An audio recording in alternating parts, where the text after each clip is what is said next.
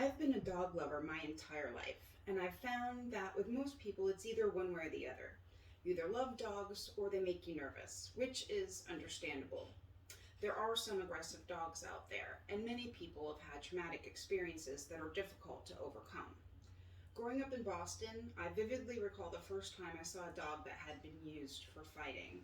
He was an average sized dog, one of the warm colored brown ones. He was on a massive chain, way longer than anything you would consider reasonable. His ears were clipped, and his entire body was covered with scars. It stopped me dead in my tracks. I first felt a rush of fear that quickly turned to sadness and then to anger.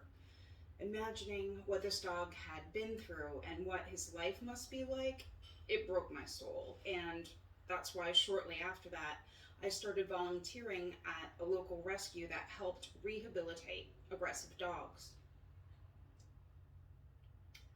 All of the dogs I worked with had been neglected or abused or both. And it was through this experience that I realized just how dangerous some dogs could be.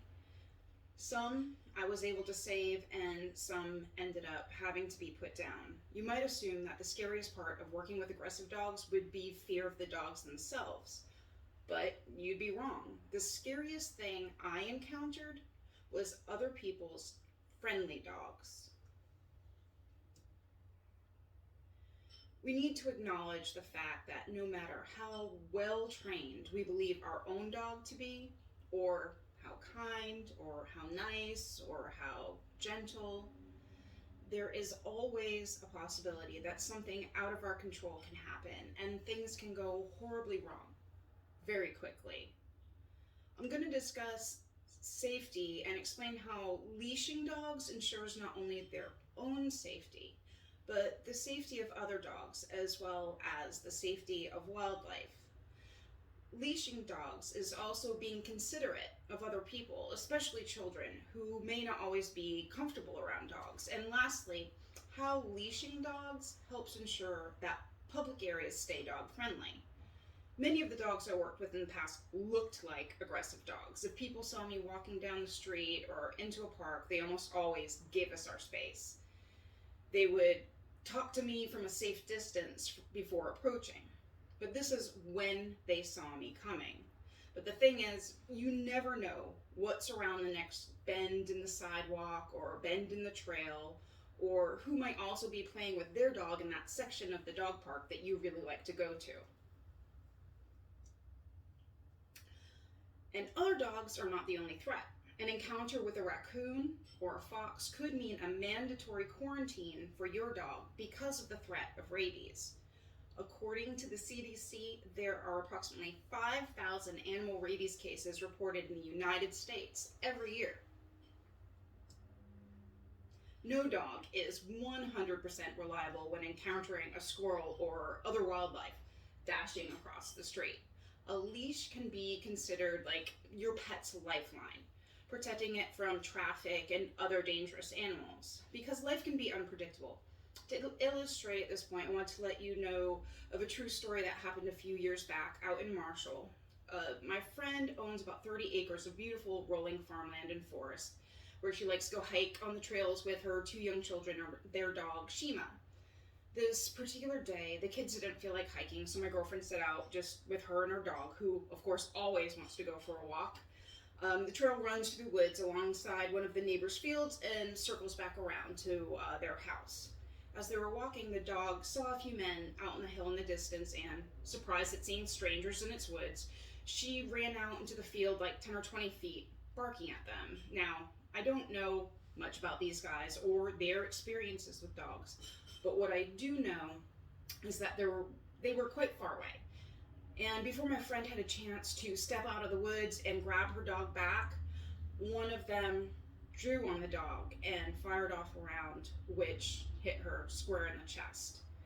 I'm not going to go into the details of the moments, hours, days, or weeks that followed this tragedy and how it affected their family, but what I will say is that the dog ran onto private land, and there was nothing that could be done. the landowner was well within his rights to shoot an animal that he deemed as aggressive, which brings me to my last point.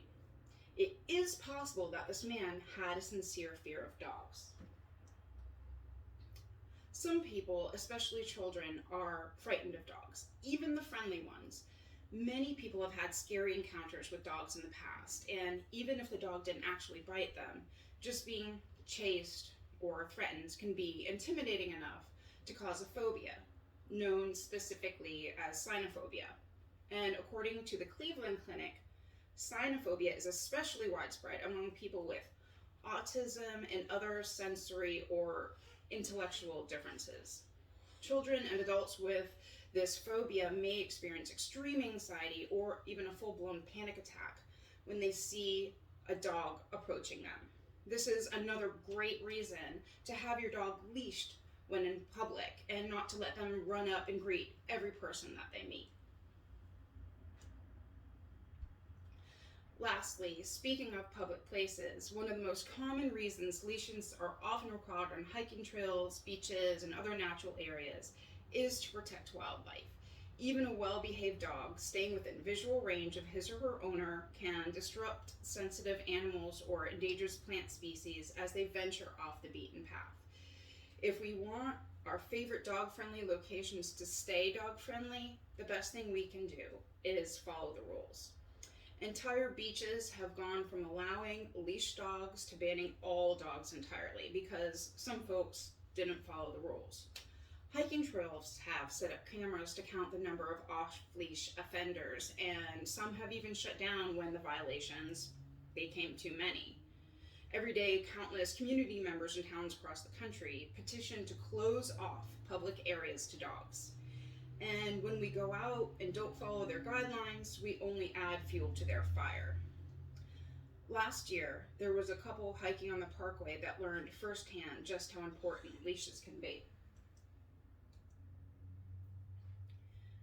Officials stated the couple was having a picnic on a grassy hill near the folk out center of the Blue Ridge Parkway when they were alerted to the presence of a bear by their dog. The unleashed dog ran towards the bear, barking loudly, no doubt trying to protect his people. Unfortunately, this only served to further aggravate the bear, and it repeatedly attacked the dog as well as the couple as they tried to flee to their car.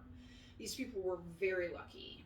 While they did sustain some serious injuries, everyone survived, the dog too. The bear was not so lucky. Once captured by authorities per protocol, the bear needed to be euthanized. Simply put, this bear lost his life, and the dog nearly lost his as well because the humans decided not to have him on a leash in a public park. It is not possible for dogs to resist all of the temptations of the outside world. And a dog is an animal, not a person that you can reason with. And while they may be domesticated and love you, they still have instincts, strong instincts, to chase, to hunt, and to protect, even if that means putting themselves in grave danger. Whether it's to protect them from other dogs or wildlife, or to be considerate of others who may not feel as safe around dogs, or whether it's to follow the rules and ensure dog-friendly spaces stay available to all of us. As dog owners, it's our responsibility to keep them leashed and to keep everyone safe. Yes, even your friendly dog.